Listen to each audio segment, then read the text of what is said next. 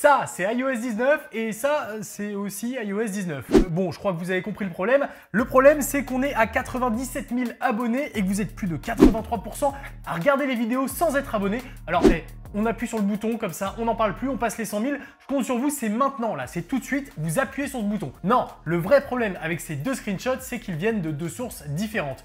D'un côté, on a Mark Gurman, vous le connaissez, il travaille pour Bloomberg et c'est un informateur qui a fait ses preuves plusieurs fois par le passé. De l'autre côté, on a Jon Prosser. Jon Prosser, le présentateur de Front Page Tech, une émission qui elle aussi est basée sur les leaks et rumeurs aux États-Unis et qui, contrairement à moi, prend le risque de partager des informations lorsqu'il les a. Alors, les deux ont un peu leur vision des choses de comment va être iOS 19. Il y en a un qui est, disons, plus optimiste que l'autre. Si vous voulez tout suivre depuis le début, je vous invite à aller voir la dernière vidéo de Front Page Tech, justement, de Jon Prosser, dans laquelle il a décidé de nous montrer ce qu'il avait vu sur iOS 19.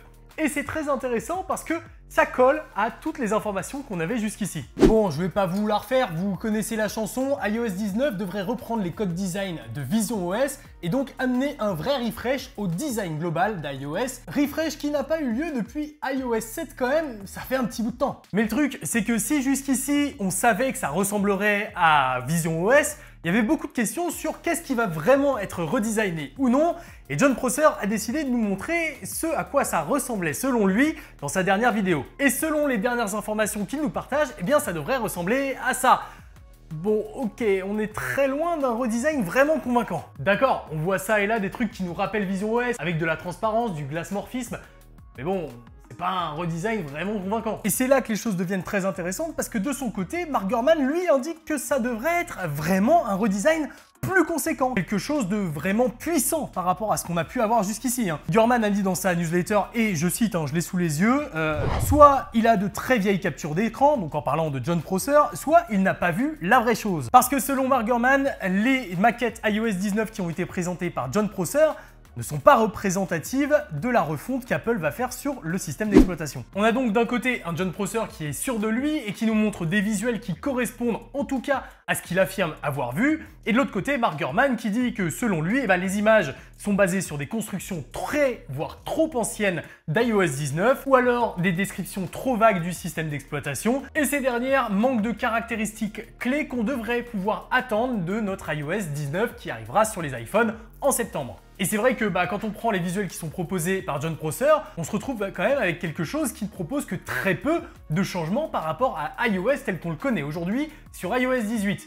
Ok, ça et là, on retrouve des petits codes design qui nous font penser directement à Vision OS, mais le changement profond qu'on attend sur cette version n'est clairement pas visible, en tout cas sur les visuels proposés par Jon Prosser. Quoi qu'il en soit, cette nouvelle version, si l'on en croit les informateurs de façon générale, devrait vraiment proposer quelque chose de plus frais, de plus design, avec ce côté très arrondi, ce glassmorphisme qu'on retrouve sur Vision OS, et personnellement j'ai très hâte de voir à quoi tout ça va ressembler, parce que je vous avoue qu'un peu de changement sur iOS ne ferait pas de mal. Si les deux acteurs sont depuis longtemps sur le monde des leaks et rumeurs, il faut savoir que Jon Prosser n'a pas toujours donné des informations fiables. Il y en a un que je crois un peu plus que l'autre.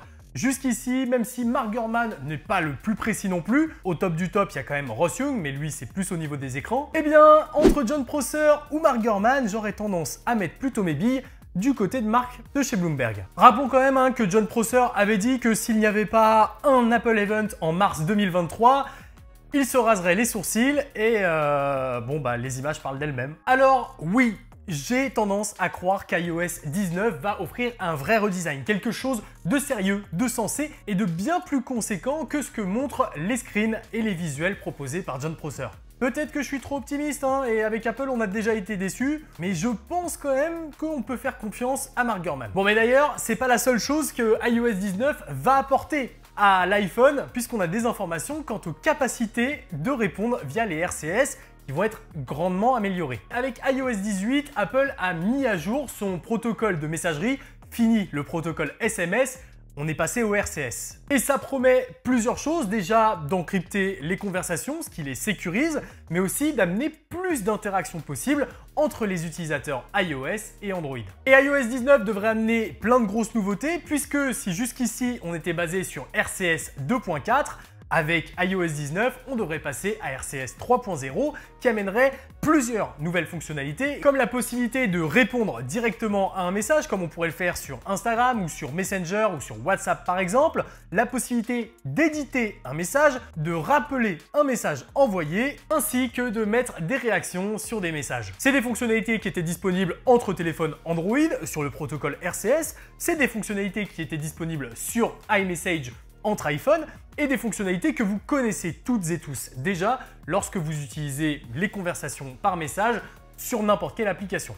Et bien cette fois-ci, ça fonctionnera lorsque vous utiliserez un iPhone et un Android pour communiquer ensemble via l'application message native de votre téléphone. Enfin, on va avoir une expérience de messagerie via l'iPhone qui sera cohérente quel que soit le destinataire de nos messages. Et ça, c'est plutôt cool mine de rien parce que ça permet de passer un peu au goût du jour. Vraiment, on était en retard là-dessus. Enfin voilà les petites news que j'avais à vous communiquer concernant iOS 19. Et vous le voyez, c'est une version qui fait beaucoup débat entre les différents informateurs. Certains pensent avoir la bonne information, non, c'est l'autre qui l'a. Les deux n'arrivent pas à trouver un terrain d'entente. Et c'est vrai que c'est assez rare qu'on soit à ce point en difficulté pour savoir en avance ce qui va se passer sur les iPhones et sur les mises à jour iOS. Évidemment, dès qu'on aura plus d'infos, vous pouvez compter sur votre gars, mais vous pouvez compter sur moi que si moi je peux compter sur vous. Alors c'est le moment, encore une fois, de vous abonner. Et moi je vous laisse avec cette vidéo qui elle aussi parle d'iOS 19 et qui vous permettra de compléter les informations que je vous ai données dans cette vidéo pour savoir à quoi vous attendre. Moi tout ce qui me reste à vous dire, c'est à très bientôt pour plus de contenu sur la chaîne. C'était Paul. Ciao.